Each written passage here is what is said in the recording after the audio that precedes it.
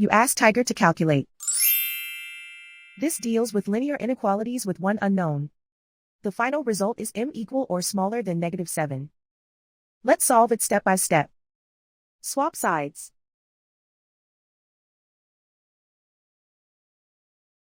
Isolate the m. Divide both sides by -8. Whenever you multiply or divide by a negative, reverse the inequality sign.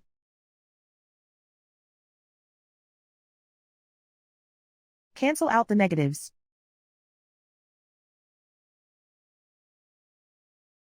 Simplify the fraction.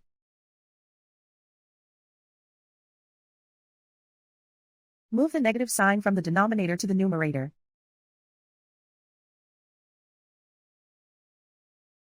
Find the greatest common factor of the numerator and denominator.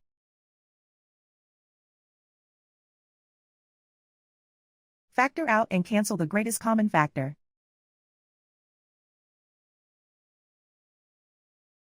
Plot the solution on a coordinate grid. And so the final result is m equal or smaller than -7.